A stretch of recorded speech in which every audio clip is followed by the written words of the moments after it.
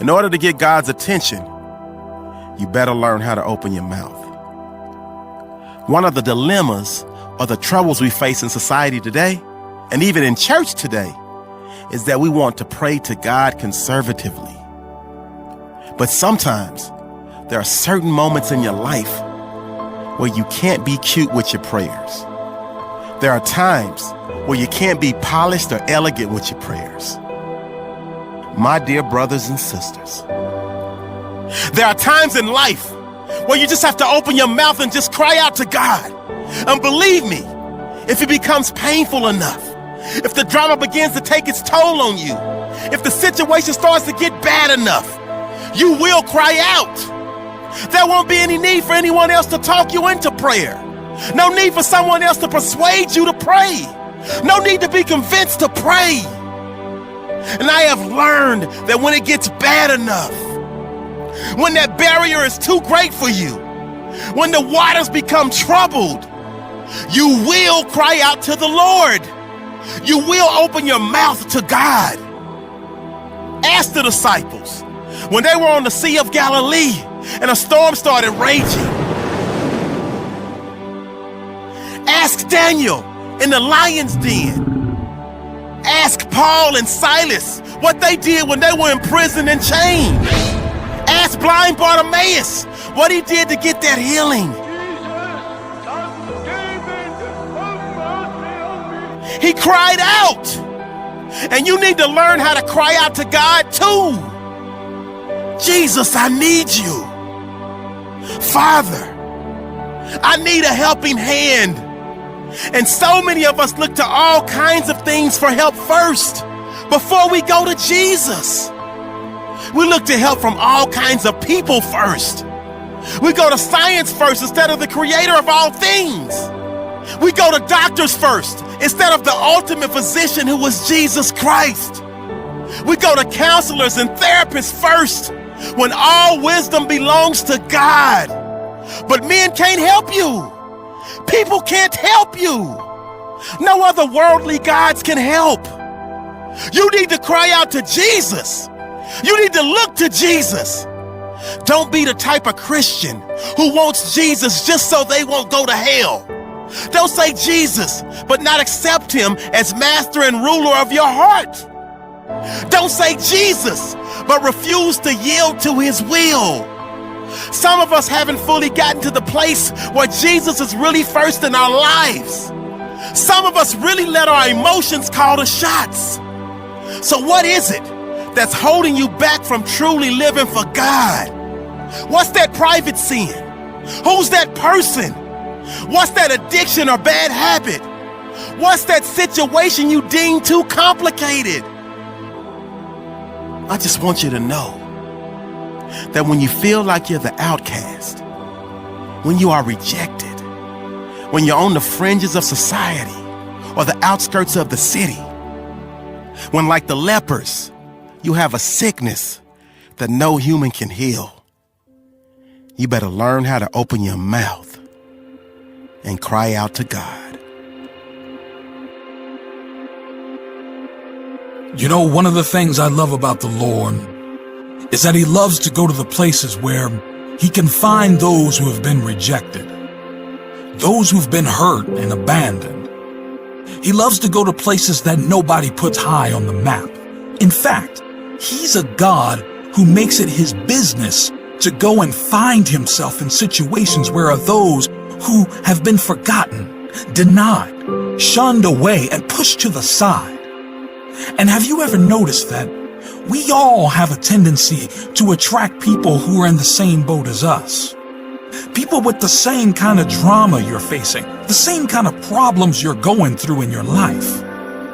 And I wonder how many people are listening right now who, because of whatever drama they face in their lives, don't feel connected.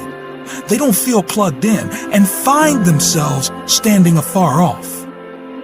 People who are smiling on the outside but crying on the inside. People who are going to church but aren't really plugged in. And you may be one of those people today. You may have found yourself emotionally void. You may be there feeling rejected and afar off. But I have news for you today. God loves to connect with the people who others consider to be outcast. Fix your eyes on Him, the King of Kings and the Lord of Lords. Your cry should only be to Him. He's the one that can transform your life. And it doesn't matter where you are or what you're situated in. If you cry out to God in the midst of your dilemma, He will bring deliverance. If you cry out to God right in the middle of your situation, He will bring freedom. Don't be the type of Christian who just wants Jesus to save them from a problem, and after that, He becomes secondary. We let our anger call the shots. We let our bodies control us. We let our friends in high places call the shots.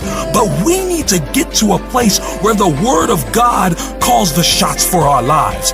We need to be crying out to God.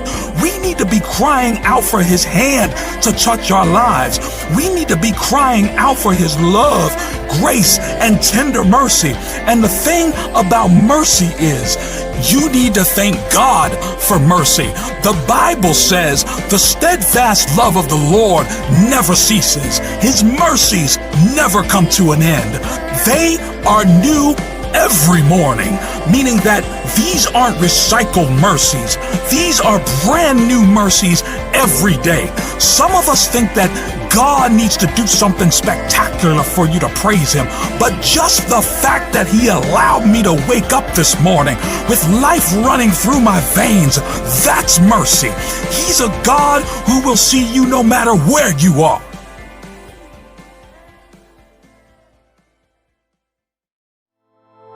We must recognize Him as Master.